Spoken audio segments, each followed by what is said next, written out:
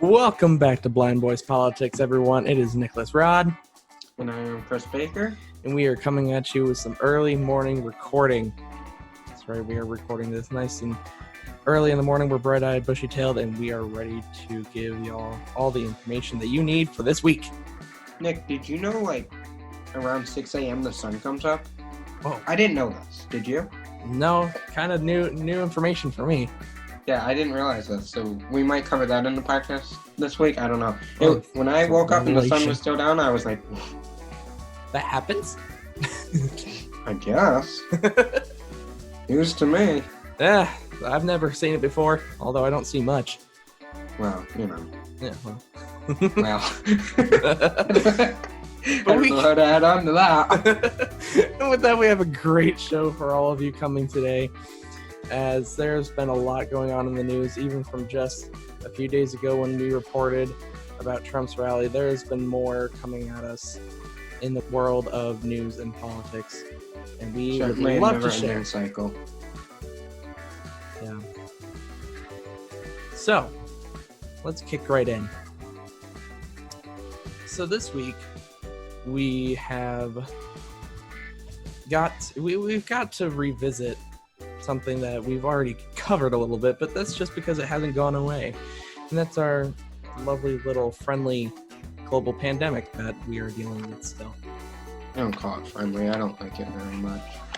But as much as we want it to go away, some of us that have a functioning brain, a little bit of common sense, know that we cannot just ignore the global pandemic that is going on in the world.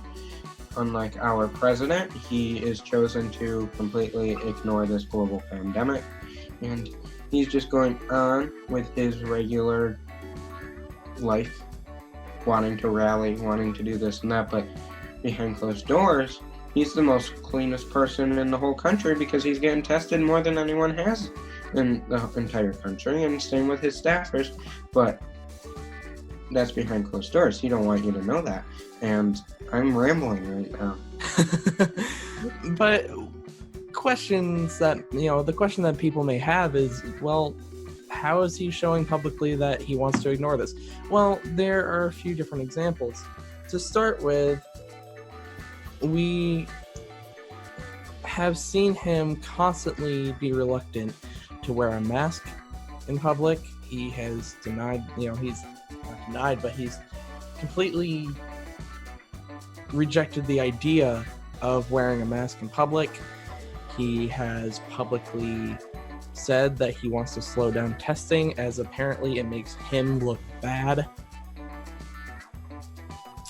And it's as Chris said, he continues to rally. He continues to go to these places to try and gather people together in enclosed spaces without any warnings to use masks.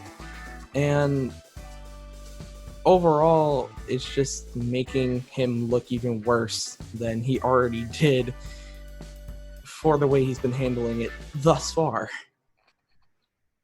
Exactly, and we touched on this last week, so we won't talk about it too much. He is not wanting to wear a mask. He doesn't want to follow the guidelines. But new this week is he hasn't talked to the task force that he quote-unquote created and was the big thing. Well, when Dr. Anthony Fauci had a higher approval rating than he did, he shut that right down. So he hasn't talked to anyone on that task force for over 2.5 weeks. The task force was asked about this after we asked them if the president actually did tell them to slow down the testing, and they said no, he has not spoken to us in 2.5 weeks, and we would not do that anyways. If anything, we are going to be increased testing, not slowing it down, because obviously slowing it down is just going to make things worse, and no one's going to know what's going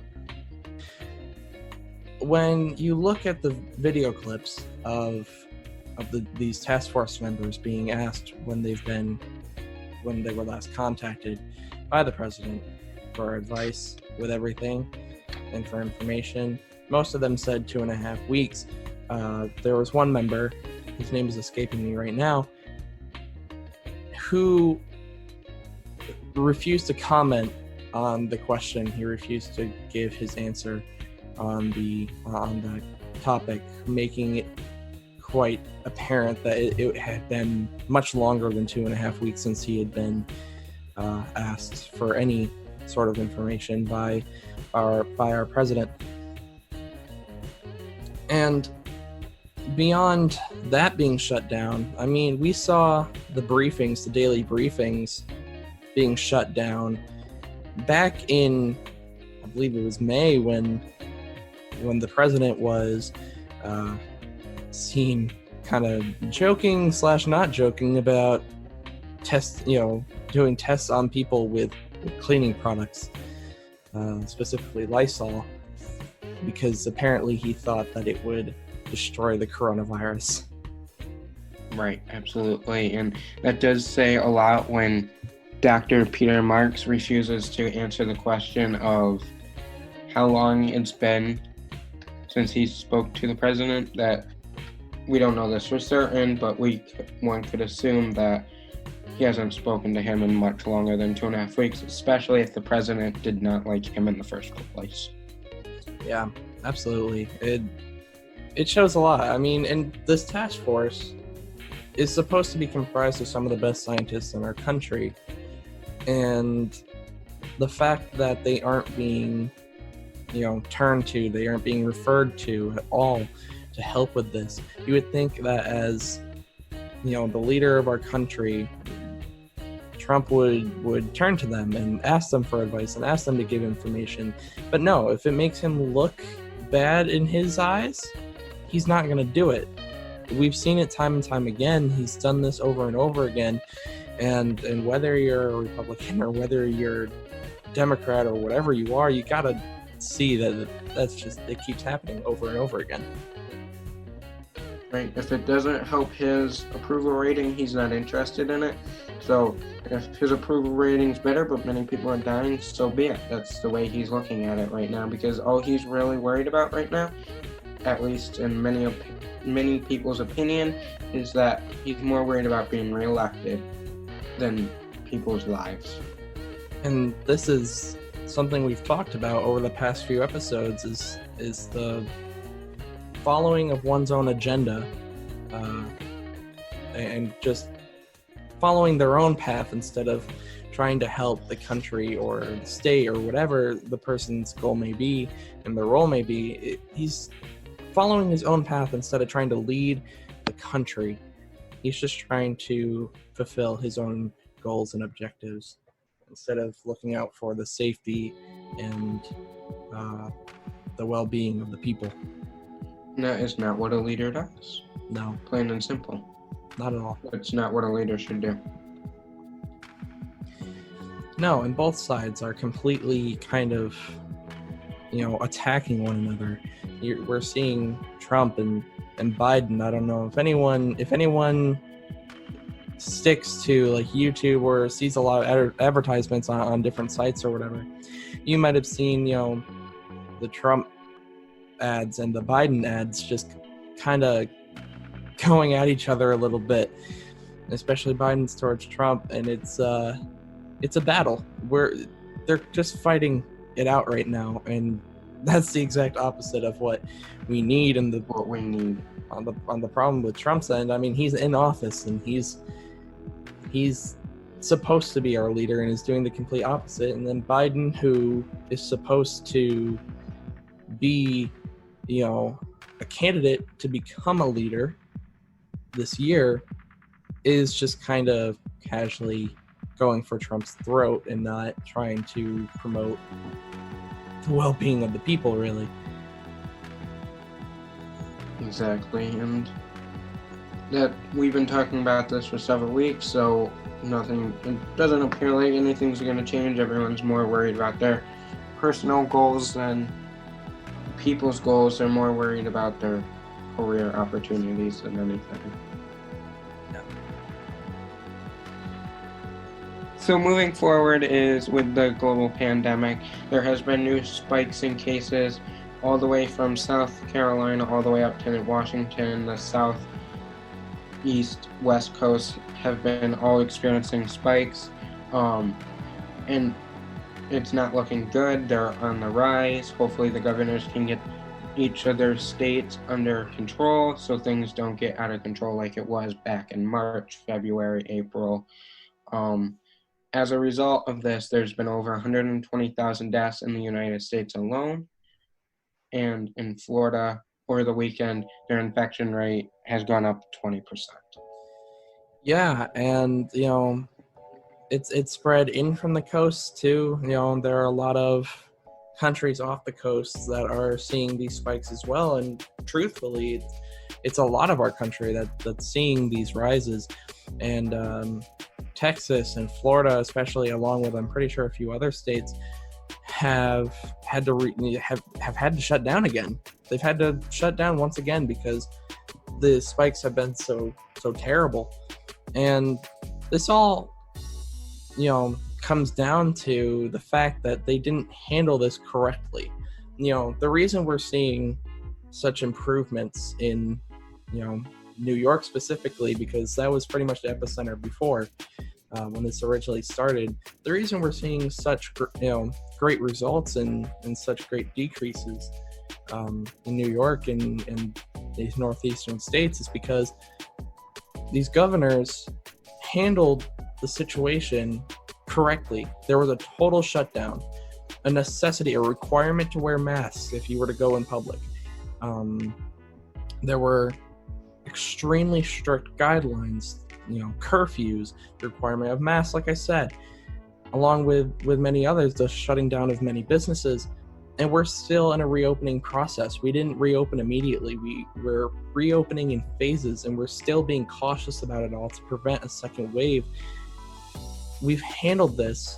The northeastern states have handled this in a way that will prevent crazy spikes. But if you look at states like Florida, like Texas, and all these other ones that are spiking so horribly, they didn't do this. They didn't follow such strict guidelines.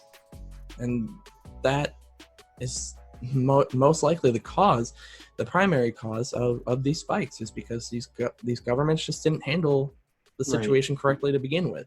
Exactly. And the governor in Florida, in his press conference, he was blaming the millennial generation that they were not following the proper guidelines and everything.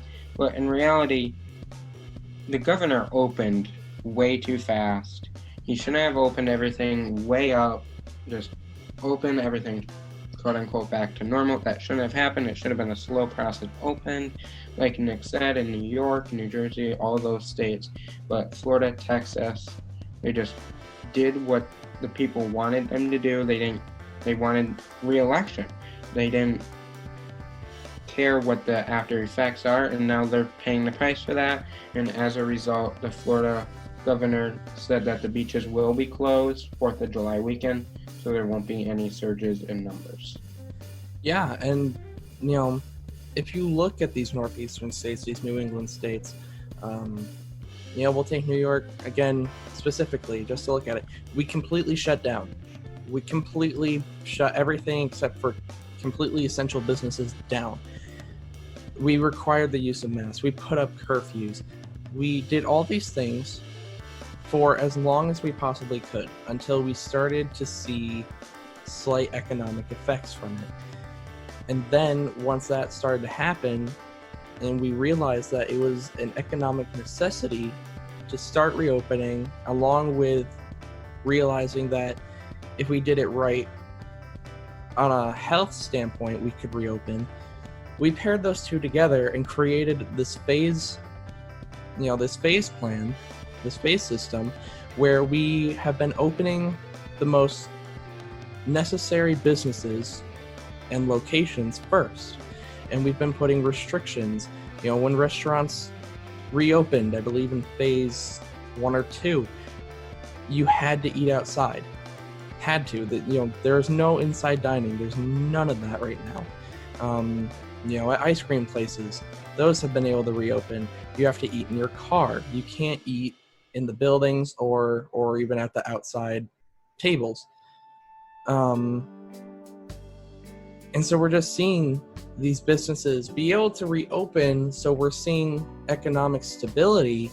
However, we're putting the most necessary businesses first, as well as putting restrictions on certain aspects of them so that we don't see insane spikes like these other states have. Exactly. And since we are on the topic of New Jersey, New York, keep bringing them up, both governors have said openly at their press conferences that they are considering slowing down the phase 3 openings, specifically with indoor dining. New York is upstate, that area excluding New York City is in phase 3, meaning that indoor dining is an option, is available, or you can still get curbside pickup, but they are deciding whether or not they want to take that away, keep it for upstate New York specifically. The governor of New York, as of this time, still hasn't made a decision whether or not New York City will be having indoor dining included into phase 3. He is saying that they already have enough problems with large massive gatherings and large density of people, just because New York City is such a big place, there's people everywhere. So he hasn't made a decision whether or not indoor dining will be included or will not be included into phase 3, but I would guess that it won't be, since when you go in to eat, you're taking off your mask for such a long period of time, and he doesn't want to risk New York having another spike, since New York State is right on track for completely reopening. Yeah, exactly. And despite some of Cuomo's completely strange and out of the norm comments, specifically looking at a comment he recently made about the reason why malls haven't been able to reopen, saying that it's because of the air conditioning units spreading the disease, even though if you go into any building at this time, for the most part, say the grocery store, they're going to have AC anyway, so the reasoning there doesn't really make sense. Despite comments like that, and despite his extreme push for delaying school even longer than it has been to this point, you gotta admit that Cuomo has done some pretty great things as far as handling this situation. He has brought New York from a state of being the epicenter of this virus down to 3 deaths per day now? Per day. And right now, New York is sitting at around 393,000 cases, and at one point we were seeing 10 to 15,000 new cases a day, and he's managed to get that down to a couple hundred a day, and only lowest numbers of deaths since March to 3 deaths a day. And that is simply because he is being responsible. He's not doing what the popularity wants him to do. He's doing what he knows is right for his state. And we're not seeing economic collapse from it either. We're opening at a rate where we're still seeing a pretty nice layering of economic stability. We're not collapsing. We're holding strong at this point. And upstate especially, the city is a bit different. The city is almost like a different entity from upstate in a way, just because of the mass popularity difference. We're seeing upstate in a state where we're seeing almost 0 cases in some counties. There are some counties who are completely down to 0 cases at this point, and the city is also on the decline despite large gatherings. Where we are falling from that, and we are moving in the right direction right now, and I just hope that it continues to happen that way. 100%, hopefully it does. as long as New Yorkers continue to wear masks, social distance, comply with the governor, things should stay where they are. We should not see a dramatic spike unless something happens. From Texas, Florida, people start coming up to New York and it spreads, because that's how this whole disease happens, as people travel, obviously, and it just spreads. So that's why the governors of New Jersey, New York, and Connecticut have put in that 14-day quarantine if you come here. Hopefully that works. Only time will tell, really, if it doesn't make a whole loop back around the whole country, or if they can contain it in those individual states that are seeing these issues right now. It'll be interesting to see how these states that are on the rise handle another shutdown, because these states, a lot of these states that are seeing these spikes did shut down the first time, but instead of opening everything in phases like these states in the Northeast have, they just kind of reopened things at the random and didn't really pay attention to things like that. And it'll be interesting to see how they can handle it, in the health standpoint, from an economic standpoint, and from a government standpoint. It'll be interesting to see how they continue from here on out. Exactly. And moving right into our next topic, we're talking about the president yet again. There's been reports coming out in the last couple of days, you might have heard of, that Trump might be posing as a national threat based off of his phone conferences that he has with other countries such as Russia and Turkey. It's been reported that he is unprofessional. He comes to these phone conferences unprepared, and he often goes off script. Now, the main issue that many people are having with this is that he's more worried about his own personal game in his company, wanting approval from these other countries' leaders, than worried about national security issues that need to be handled. I mean, yeah, and we've seen multiple examples of this over the past couple of years, really. Specifically, though, we can look at when Vladimir Putin was reelected in Russia. Trump, on a call with Putin, congratulated him for his reelection, despite constant warnings from his White House staff to not do so. He's known for going off script. He's known for doing crazy things for these countries' approval for absolutely no reason. He was, there were quotes saying that apparently when he talks to Putin, it sounds like two guys in a steam shower, I believe it was. Yes. So, just very unprofessional all the way around. He's not talking like a leader of the country. He's more talking to his buddy on the phone than anything. Oh, he's talking down to our allies. He's completely, kind of destroying the alliances we have with countries, because he's talking so unprofessionally and horribly to leaders from other countries that we're supposed to be allies with, and then being complete buddy-buddy with countries that we're completely apprehensive about and have been for decades. Yep, exactly. And the thing that bothers me most is that he's more worried about these other countries approving of him than the general goodness of the United States.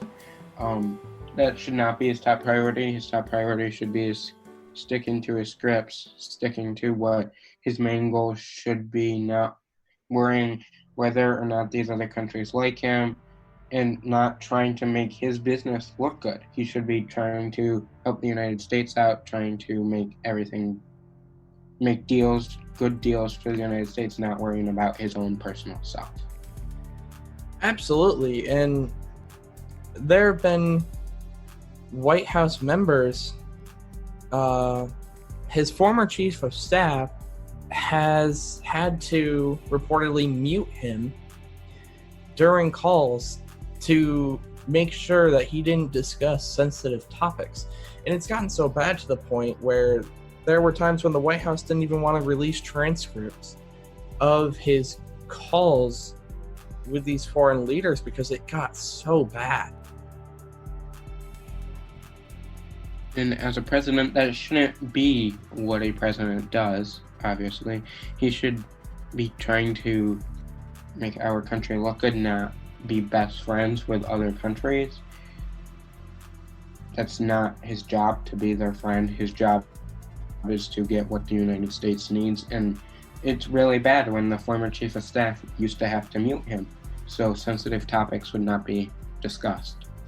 Of course. And, even beyond this, I even saw something this morning when browsing through the news that there's an arrest warrant out for Trump from Iran. Oh, that's wonderful. Yeah, that caught me off guard a little bit. So our country's president is truly in just a messy situation. He poses such a threat to the U.S. right now. It was reported that Russia tried to bribe Taliban fighters to kill U.S. troops. And these phone calls that are happening, it really just makes us question how capable Trump is at handling national security problems. Exactly. And this is one of the main reasons why he was impeached. It was because of national issues, but yet he continues to talk like this. You would think once you're impeached once, you'll learn your lesson, but not to continue talking like this. That's just my thought. If I was impeached, I would kind of get my shit together and just do my job and not worry about my approval rating. Yeah, absolutely. And, to put it out there to anyone that, thinks that, we're constantly bashing Trump, we're leaning so far into a Democratic side. No, we're just seeing our president come out with the most outrageous things in today's news, and it's absolutely insane. I mean, even Republican representatives in Congress have been coming out against him at this point. No one is on his side anymore, or at least not the general, not a lot of the high-ranking officials at this point. He's losing the respect of everyone in our government and the people now. Because fact of the matter is, if the polls happened at this point, Joe Biden would win by a landslide. It wouldn't be close. And it's just because of how horribly he's handled both our pandemic situation as well as this national security problem. And it goes even beyond that into many different issues. And, he's just losing respect from everyone. I agree 100%. And I would just like to add on that we aren't anti-Trump. We're not, trying to make you hate him. We report the news, and then you make the decision on your own whether or not you choose to support his actions or not. If there was a good news story about him, we would report on that too. Absolutely. If he were to step up today and do something completely out of the norm and do something amazing, that would immediately go into our reports. But right now we're just seeing so many outrageous and horrible stories come out about him with so much evidence to back them up. So it's not even like you can really call them fake news either. They're video clips in the public of everything we've talked about thus far that you can watch for yourselves. And it's just absolutely insane, the number of problems that he is creating for himself and our country.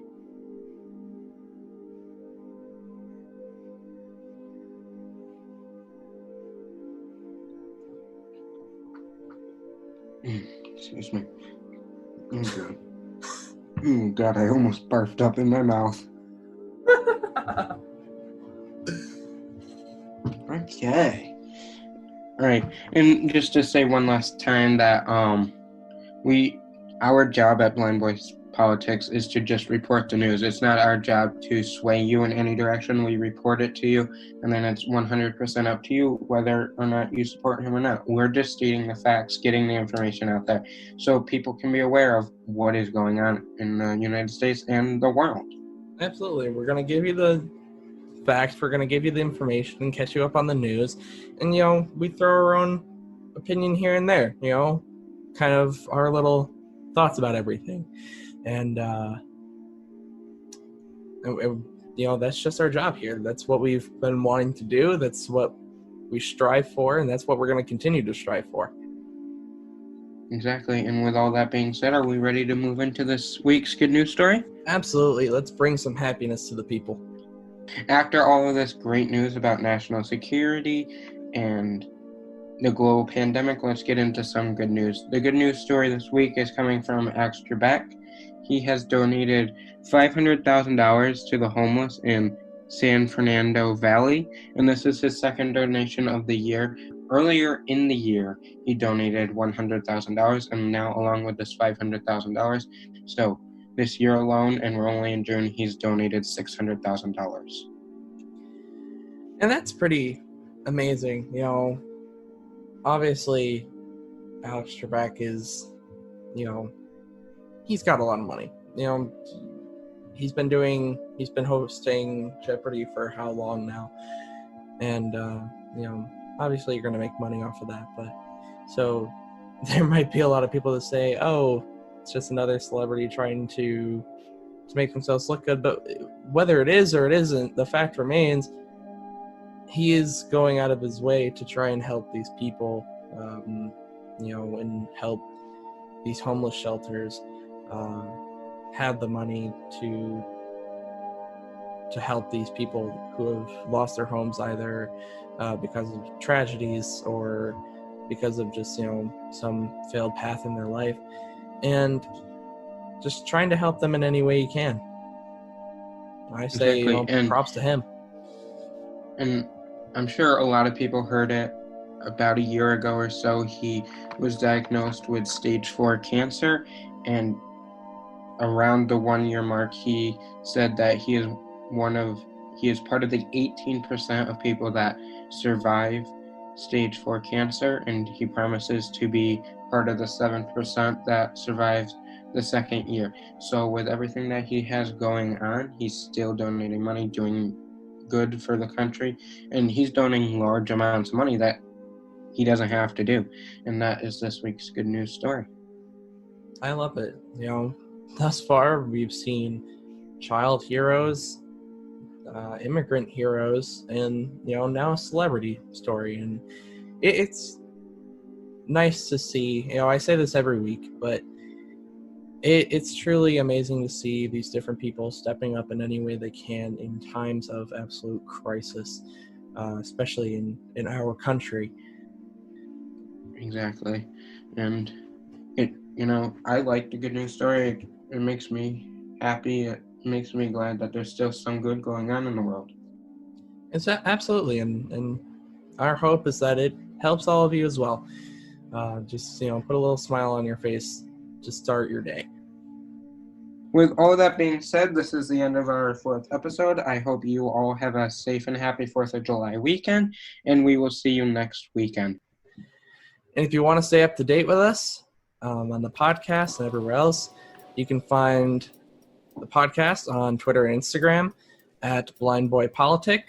You can find our personal accounts, myself at blinding_aura, that is at BLINDING_AURA. And you can find Chris at C_Baker002, Baker, of course, BAKER. We also have our blog going, which has its first installment out as of Monday, this Monday, yesterday for us, as of recording. You can find that on Twitter and Instagram. at BB_finance_biz.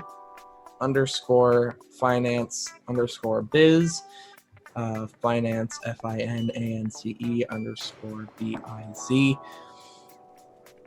And I believe that is it. Well, no, of course, we have our social media help.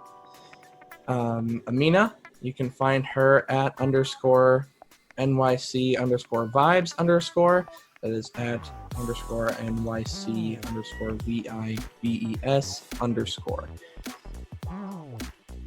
And with that, we are at the end. I'm Nicholas Rod. I am Chris Baker. And we all hope you have a great weekend. See you next week. Bye. And remember, that was easy.